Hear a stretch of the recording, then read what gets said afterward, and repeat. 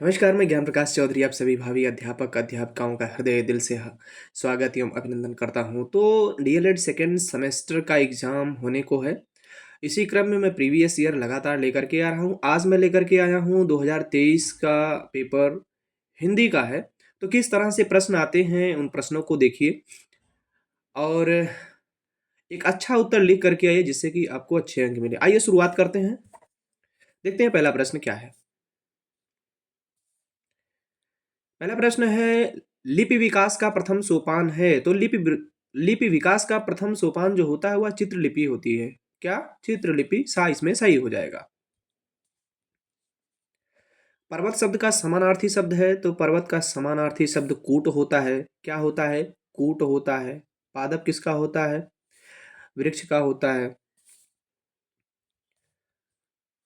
अल्प प्राण ध्वनि नहीं है, तो अल्प प्राण ध्वनि खा नहीं है। कौन सा? खा नहीं है। अंग आह वर्ण कहलाते हैं, तो अंग और आह जो वर्ण हैं वह अयोगवाह वर्ण कहलाते हैं। क्या? अयोगवाह वर्ण कहलाते हैं। कामायनी के लेखक हैं, तो कामायनी किसने लिखी है? कामायनी जयशंकर प्रसाद जी ने लिखी है। जयशंकर प्रसाद जी ने लिखी है। मुंशी प्रेमचंद की एक फेमस कृति, कमेंट करके आप लोग बताएं, मुंशी प्रेमचंद की फेमस कृति कौन सी है? अति लघु उत्तरीय प्रश्न आ गए हैं। कहानी शिक्षण की विधियां बतानी है, तो कहानी शिक्षण की विधियां निम्न है। कौन कौन सी विधि हो सकती है? चित्र विधि, कहानी कथन विधि और प्रश्नोत्तर विधि और वार्तालाप विधि। इन विधियों से कहानी शिक्षण को बताया जा सकता है। आइए चित्र के माध्यम से देखते हैं। ये देखिए, एक चित्र मैंने लगा दिया है मेला का, तो इसमें आप प्रश्न भी पूछ सकते हैं। प्रश्न पूछ सकते हैं कि मेले में किस तरह की दुकानें लगाई गई हैं, तो आप यहाँ देख सकते हैं कि मेले में दुकानें लगाई गई हैं। बच्चा देख करके बताएगा कि कौन-कौन सी दुकानें लगाई गई हैं। तो प्रश्नोत्तर विधि भी हो सकती है, चित्र के माध्यम से भी हो सकता है। कहानी शिक्षण का एक बेस्ट तरीका ये हो सकता है। उच्चारण दोष के सामान्य कारण क्या हैं? तो उच्चारण दोष के सामान्य कारण निम्नलिखित हैं। क्या हो सकते हैं? हिंदी ध्वनियों में उच्चारण स्थानों की अपूर्ण जानकारी। अगर ध्वनियों की जानकारी नहीं है, उच्चारण स्थानों की कैसे उच्चारण किया जाता है, जैसे सा, सा का उच्चारण बहुत ही त्रुटिपूर्ण हो जाता है। शा, शा और शा, है ना? तीनों सा होता है। तो पहला कारण ये हो गया कि हिंदी ध्वनियों में उच्चारण स्थानों की अपूर्ण जानकारी होना, उच्चारण तत्वों के ज्ञान का अभाव होना, परिवार में अशुद्ध उच्चारण और शारीरिक विकार भी इसके लिए उत्तरदायी होते हैं। मौखिक अभिव्यक्ति के सोपान क्या हैं? तो मौखिक अभिव्यक्ति के सोपान निम्न होते हैं। क्या है? शुद्ध उच्चारण, शुद्ध उच्चारण, उचित गति, हाव भाव, विचार क्रमबद्धता, निसंकोच भाव अभिव्यक्ति। ये सारे जो है मौखिक अभिव्यक्ति के सोपान होते हैं। उच्चारण आपका शुद्ध होना चाहिए, उचित गति होनी चाहिए, जिस गति में पढ़ा जाना चाहिए वह गति होनी चाहिए, हाव भाव भी होने चाहिए, जैसे जिस तरह का उतार चढ़ाव होता है, क्रमबद्धता होनी चाहिए और निसंकोच जो है अपने भाव की अभिव्यक्ति करनी चाहिए। मौखिक अभिव्यक्ति की ये सोपान होते हैं। शब्द की शक्तियों का उल्लेख कीजिए। तो शब्द की शक्तियां तीन प्रकार की होती हैं: अभिधा शक्ति, लक्षणा शक्ति और व्यंजना शक्ति। हिंदी व्याकरण के अनुसार वाक्यों के प्रकार लिखिए। वाक्यों के प्रकार, वाक्य तीन प्रकार के होते हैं। कौन कौन से? सरल वाक्य होता है, मिश्रित वाक्य होता है और संयुक्त वाक्य होता है। तो तीन तरह के वाक्य होते हैं: सरल वाक्य, मिश्रित वाक्य और संयुक्त वाक्य। लिखित अभिव्यक्ति के मुख्य साधन कौन कौन से हैं? तो लिखित अभिव्यक्ति के मुख्य साधन सार लेखन हो गया, पत्र लेखन हो गया, निबंध हो गया, आत्मकथा, कहानी लेखन, नाटक लेखन, कविता लेखन, संस्मरण लेखन और लेखन विवरण, आख्या लेखन इत्यादि। ये सब लिखित अभिव्यक्ति के साधन होते हैं। लिख करके अभिव्यक्ति यानी बताना, है ना? अभिव्यक्ति का तात्पर्य समझ रहे होंगे। अभिव्यक्ति का मतलब व्यक्त करना, बताना। तो कैसे बता पाएंगे? मान लीजिए कोई व्यक्ति दूर है, तो आज तो फोन का माध्यम हो गया है, लेकिन पहले क्या साधन हुआ करता था? पहले तो यही था, पत्र लेखन। तो पत्र लेखन के माध्यम से जो है आप अपनी अभिव्यक्ति जाहिर करते थे, है ना? मान लीजिए आज हम लोग जो है 2025 में जी रहे हैं। अब इस बात को अगर कहीं नहीं लिखा गया, मान लीजिए कहानी के रूप में लिख दिया जाता है ना? और आत्मकथा के रूप में मान लीजिए किसी ने लिख दिया, और आने वाले 100 वर्षों के पश्चात, क्योंकि आज की बात 100 वर्षों के बाद तो कोई यहाँ जीवित तो रहेगा नहीं, तो कैसे जान पाएगा? तो अगर लिखा रहेगा तो उसको पढ़ करके वो जान सकता है कि 2025 में क्या होता था, यानी किस तरह की घटनाएं होती थी, है ना? तो लिख करके भी अभिव्यक्त किया जाता है, मौखिक भी अभिव्यक्ति होती है। तो ये सारे कारण है, मुख्य साधन ये हो सकते हैं। आइए आगे बढ़ते हैं। प्राथमिक स्तर पर कहानी शिक्षण के उद्देश्य लिखिए। तो प्राथमिक स्तर पर कहानी शिक्षण के निम्नलिखित उद्देश्य हैं। कहानी सुनाने से बच्चों को भाषा सीखने में मदद मिलती है। भाषा सीखने में मदद मदद मिलती है। बच्चों को विचारों की क्रमबद्धता सिखाना, क्रमबद्धता सीखते हैं। बच्चों की कल्पना शक्ति बढ़ाना, बच्चों को बोलने की आदत डालना, बच्चों को सहानुभूति और आत्मविश्वास से विकसित करना, समुदाय और अपनेपन की भावना विकसित करना, नैतिक मूल्यों और जीवन के सबक सिखाना, और बच्चों को अपनी भावना व्यक्त करने के लिए प्रेरित करना। यह सब जो है शिक्षण के उद्देश्य होते हैं, कहानी शिक्षण के उद्देश्य होते हैं। लिखित अभिव्यक्ति की विधाओं पर प्रकाश डालिए। तो कौन कौन सी विधाएं हैं जो लिख करके अभिव्यक्त की जाती हैं? तो जान सकते हैं, पत्र लेखन हो गया पहला, तो ये देख लीजिए पत्र लेखन। दूसरा लिखा गया कहानी लेखन। तीसरा है निबंध लेखन, कविता लेखन और नाट्य लेखन। तो ये तो मुख्य रूप से हैं। पत्र लेखन में क्या है? लिखित अभिव्यक्ति में पत्र लेखन विचारों और भावनाओं को लिखकर दूसरों तक पहुंचाने का एक तरीका है। पत्र लेखन दो लोगों के बीच संवाद का एक माध्यम होता है। कहानी लेखन में क्या होता है? तो यह भी लिखित अभिव्यक्ति में कहानी लेखन घटनाओं का अनुक्रम बताने वाली रचनात्मक प्रक्रिया है। एक क्रम से बताया जाता है कौन सी घटना कब हुई है।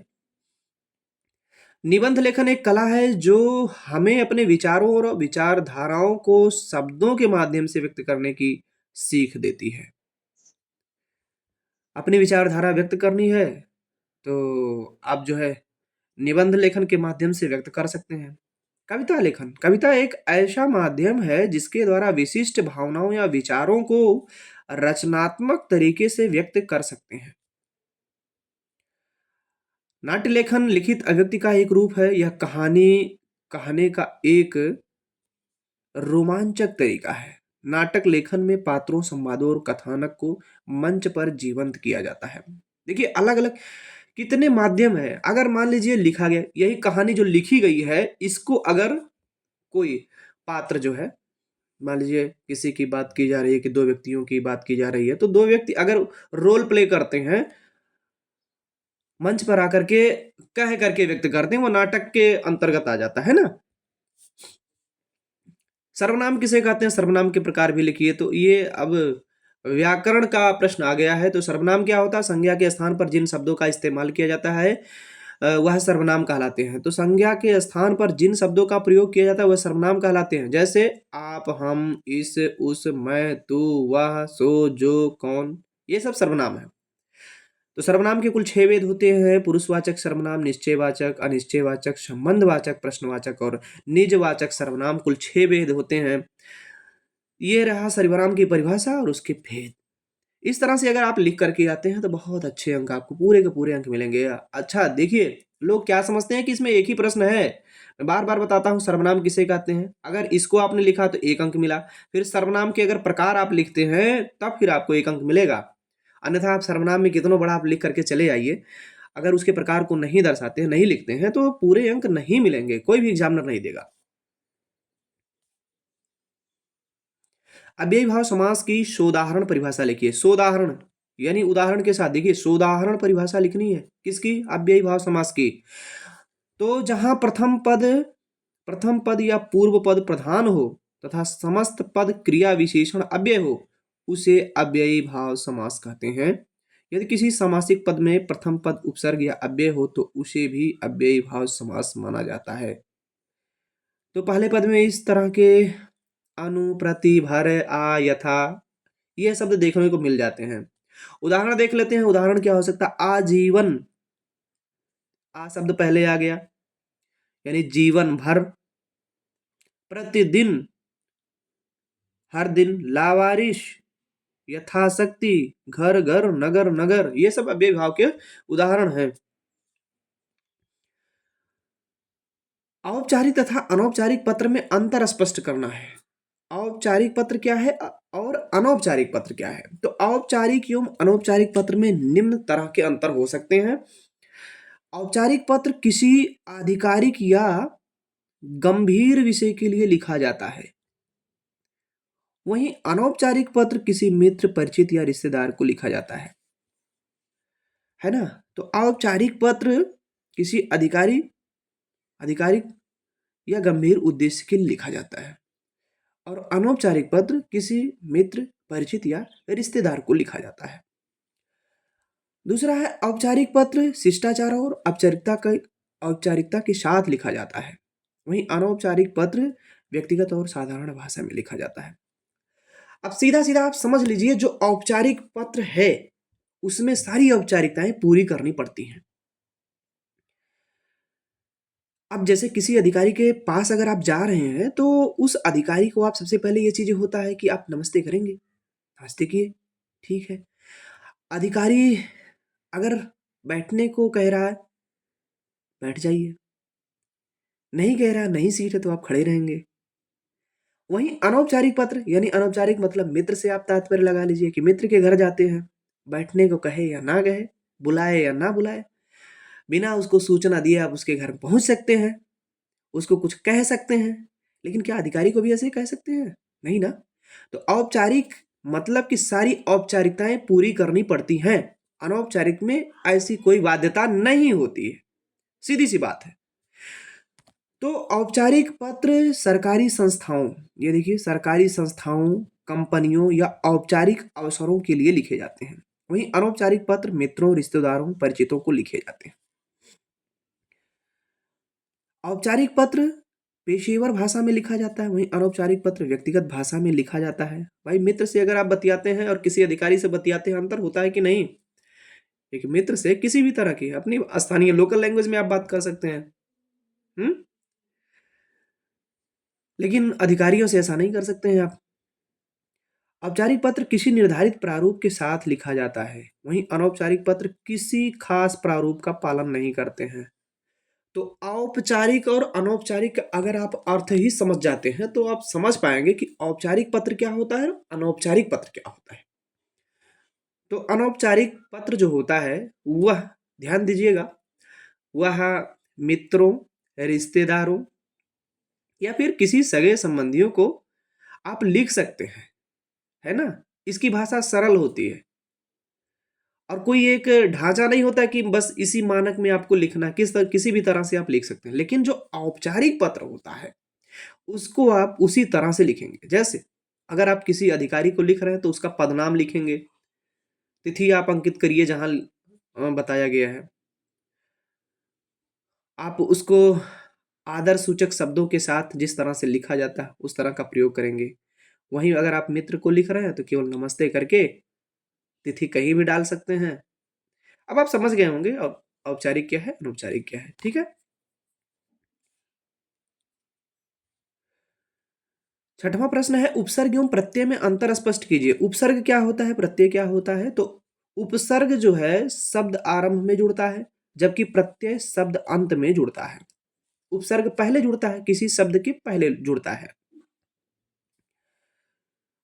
उपसर्ग जुड़ने पर मूल शब्द का अर्थ बदल जाता है, जबकि प्रत्यय जुड़ने पर अर्थ मूल शब्द के इर्द गिर्द ही रहता है। इसका एक उदाहरण दे देते हैं, आइए। जैसे कोई शब्द अगर हम लिख रहे हैं तो मान लीजिए हम लिख रहे हैं सत्य। क्या लिखे? सत्य। सत्य एक शब्द है, तो सत्य के पहले अगर हमने जोड़ा तो ये क्या हम जोड़ रहे हैं? आ मैंने जोड़ दिया, आ जो हुआ ये हो गया उपसर्ग। अब सत्य का अर्थ अलग था, सत्य मतलब सच्चाई। अब आ अगर जुड़ गया तो इसका अर्थ परिवर्तित हुआ कि नहीं? इसका अर्थ बिल्कुल बदल गया, असत्य यानी झूठ। तो शब्द के आरंभ में जुड़ता है, आ शब्द के आरंभ में जुड़ा और इस सत्य के अर्थ को पूरी तरह से परिवर्तित कर दिया। किन्हीं 4 विराम चिन्हों को उदाहरण स्पष्ट कीजिए। उदाहरण के साथ विराम चिन्हों को बताना है, कौन कौन से विराम चिन्ह। तो 4 विराम चिन्ह इस प्रकार के हैं। पहला हो गया पूर्ण विराम। पूर्ण विराम वाक्य के अंत में लगाए जाने वाले विराम चिन्ह को पूर्ण विराम कहते हैं। उदाहरण, राम घर जाता है। राम घर जाता है, इसके बाद पूर्ण विराम लगाया गया कि यानी यह जो है वाक्य पूरा हो गया है। अब कितना भी देर आप रुके, इसके अर्थ में कोई परिवर्तन नहीं आएगा। दूसरा होता है अल्प विराम। अल्प विराम क्या है? अल्प विराम का मतलब होता है थोड़ा रुकना। वाक्य में जब थोड़े समय के लिए रुका जाता है तो वहां अल्प विराम इस्तेमाल किया जाता है। अल्प विराम का जो चिन्ह होता है, ये देखिए, अल्प विराम ऐसे होता है, यानी थोड़े समय के लिए रुका जाता है। हाँ, मैं कल दिल्ली जाऊंगा, ये उदाहरण दिया गया। हाँ, अल्प विराम लगाया गया। ये देखिए, हाँ के बाद मैं कल दिल्ली जाऊंगा। प्रश्नवाचक चिन्ह क्या है? जब किसी वाक्य में सवाल पूछे जाने का भाव उत्पन्न हो तो उस वाक्य के अंत में प्रश्नवाचक चिन्ह का प्रयोग किया जाता है। क्या आप कल मेरे घर आएंगे? तो ये तो मैंने आपसे प्रश्न ही कर रहा हूं ना, तो प्रश्नवाचक चिन्ह यहां लगाया गया। क्या आप कल मेरे घर आएंगे? प्रश्न किया गया, प्रश्नवाचक विराम। प्रश्नवाचक विराम। तो चौथा है विस्मय बोधक चिन्ह। तो विस्मय, जिन वाक्यों में आश्चर्य, हर्ष, शोक, घृणा आदि के भाव व्यक्त हों वहां विस्मय बोधक चिन्ह का प्रयोग करते हैं। उदाहरण, अरे इतनी लंबी रेलगाड़ी, ओह बड़ा जुल्म हुआ, छी कितना गंदा दृश्य, शाबाश बहुत अच्छे। तो ये थे विराम चिन्ह। तो अब वीडियो को समाप्त करते हैं। बस यहाँ तक था 7 प्रश्न। 7वां प्रश्न विराम चिन्हों को बताया गया। तो आप अगर इस तरह से लिखते हैं तो आपको पूरे अंक निश्चित तौर से मिलेंगे। आप अच्छा अंक प्राप्त कर सकते हैं। मिलते हैं फिर अगले वीडियो में।